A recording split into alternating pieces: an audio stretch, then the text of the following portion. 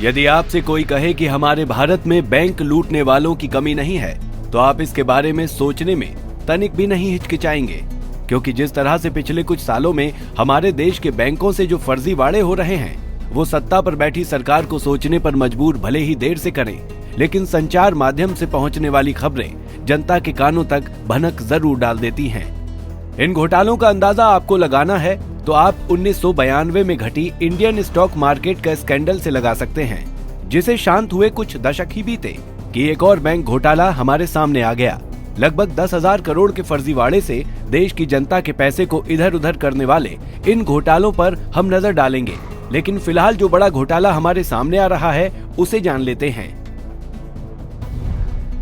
हाल ही में सीबीआई ने एक बैंक फर्जीवाड़े का खुलासा करते हुए कोलकाता में एक कंपनी के खिलाफ मामला दर्ज किया है। ये मामला अभिजीत समूह की कंपनी कॉर्पोरेट पावर लिमिटेड के खिलाफ है, जिस पर 4,038 करोड़ रुपए से अधिक के बैंक फर्जीवाड़े का आरोप है। इस मामले में कंपनी के प्रवर्तकों, निदेशकों, अज्ञात सरकारी नौकरों और अन्य का नाम भी शामिल है। साथ ही इस कंपनी पर फिलहाल पश्चिम बंगाल में कोयले घोटाले की जांच भी चल रही है।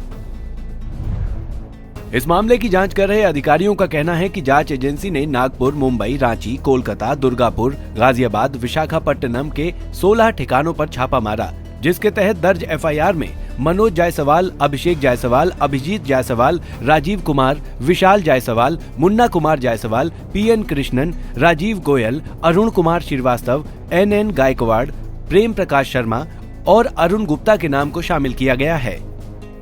इस धोखाधड़ी मामले में यूनियन बैंक ऑफ इंडिया ने कॉर्पोरेट पावर लिमिटेड पर आरोप लगाते हुए कहा, इस कंपनी ने यूनियन बैंक के 40 खातों के कंसोर्टियम के साथ साल 2009 से 2013 के बीच 4,037.87 करोड़ रुपए का फर्जीवाड़ा किया है, जिसमें कंपनी द्वारा परियोजना लागत विवरणों में हेराफेरी के साथ बैंक के फंड को भी डाइवर्ट किया गया है। यूनियन बैंक ने आगे कहा, बैंकों से कर्ज ली गई रकम को कंपनी से जुड़ी तमाम मुखौटा कंपनियों में हस्तांतरित किया गया, जिसे बैंक ने 30 सितंबर 2013 को ही एनपीए बताते हुए 28 अक्टूबर 2019 को इस कंपनी के खाते को फ्रॉड घोषित कर दिया।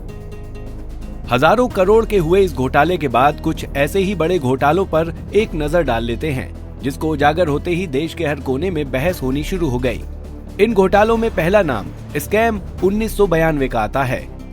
जिसने भारतीय स्टॉक मार्केट को क्रैश कर भारतीय खातों में रखे लगभग 5,000 करोड़ रुपयों के साथ फर्जीवाड़ा किया, जिसका मुख्य आरोपी हृदय मेहता था, जो एक शेयर दलाल था। इसके अलावा पंजाब नेशनल बैंक के साथ लगभग 10,000 करोड़ की धोखाधड़ी में पकड़े गए मुख्य आरोपी मेहुल चौकसी और नीरव मोदी भी ऐसे घोटालों में शामिल हैं।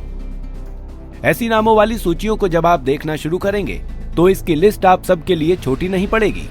लेकिन ये घोटालों वाली सूची आपको सोचने पर मजबूर कर देगी। आखिर एक के बाद एक ऐसे फर्जीवाड़े देश के बैंकों के साथ ही क्यों होते हैं, जिसमें देश की जनता की कमाई का पैसा होता है, और इन मामलों के खुलासे होने में ज्यादा समय क्यों लगता है,